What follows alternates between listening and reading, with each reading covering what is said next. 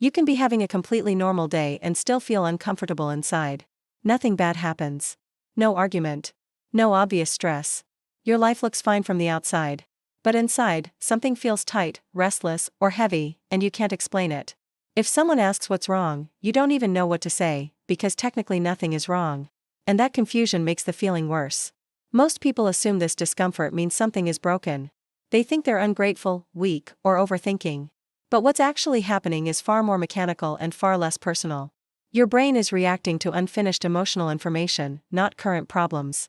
It's not warning you about danger. It's asking you to process something you skipped. Your mind doesn't experience life in clean chapters the way memory does.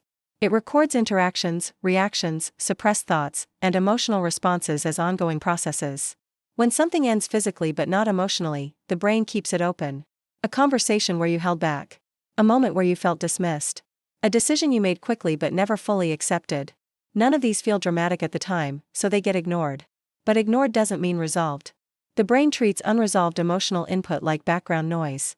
One instance doesn't matter much. But over time, these unresolved moments accumulate. Each one takes a small amount of mental energy to keep stored and monitored.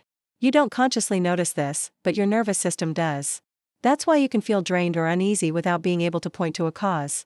Modern life makes this pattern worse because it rewards speed and suppression. You're encouraged to move on quickly, stay productive, stay positive, and not dwell. Emotional processing, however, requires pause. When there's no pause, emotions don't disappear. They get delayed. The brain waits for silence, stillness, or boredom to bring them back up. That's why this discomfort often appears late at night, during rest days, or when you're alone. It feels like it comes out of nowhere, but it doesn't. It's been waiting for space. Silence isn't creating the discomfort. Silence is revealing it. Another layer of this feeling comes from internal misalignment. Humans are not designed to constantly act against their own emotional signals.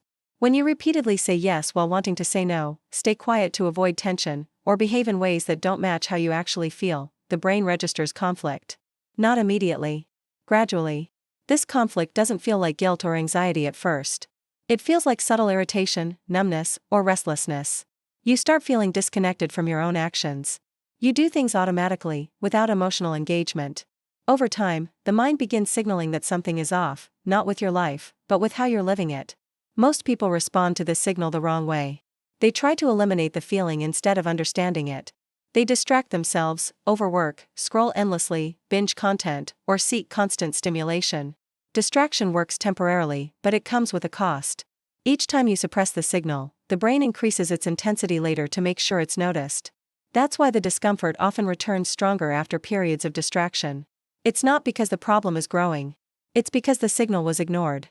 The nervous system doesn't escalate to punish you. It escalates to communicate. A common misunderstanding is that emotionally aware people experience this discomfort more. In reality, they notice it sooner. Everyone experiences unresolved emotional pressure. Some people feel it as unease. Others feel it as irritability. Some turn it into burnout. Others turn it into emotional numbness. The difference isn't sensitivity. It's awareness. When the brain finally gets your attention, it doesn't present the issue clearly.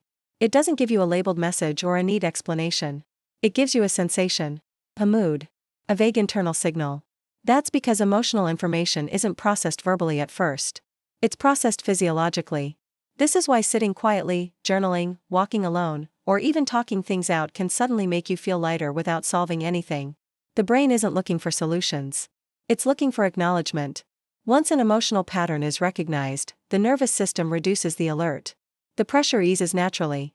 This also explains why people often feel relief after saying things they've held in for a long time, even if nothing changes externally. Expression completes emotional loops. Suppression keeps them open. The discomfort you feel when nothing is wrong is not a flaw in your personality. It's not weakness. It's not overthinking. It's a sign that your internal system is functioning correctly. Something needs processing. Something needs alignment. Something needs attention. When you stop fighting the feeling and allow it to exist without immediately labeling it as a problem, the brain starts organizing the information on its own. Memories surface. Patterns connect. You gain clarity not by forcing answers, but by giving the system time to sort itself. This is why people often report insights appearing during showers, walks, or quiet moments. Those are environments where the brain feels safe enough to process without interruption. No pressure. No judgment. Just space. The goal isn't to feel good all the time. The goal is to stay internally honest. Emotional signals are guidance systems, not enemies. The more you learn to recognize them early, the less intense they need to become to get your attention. People who ignore these signals for long periods don't avoid discomfort. They delay it. And delayed emotional processing doesn't disappear. It accumulates, eventually showing up as chronic stress, exhaustion, or a feeling of being disconnected from life itself. If this video described something you've felt but never knew how to explain, that's not a coincidence. These patterns operate beneath awareness, shaping behavior quietly every day. Subscribe if you want to understand the unconscious forces driving human behavior, because once you can see them, they stop controlling you.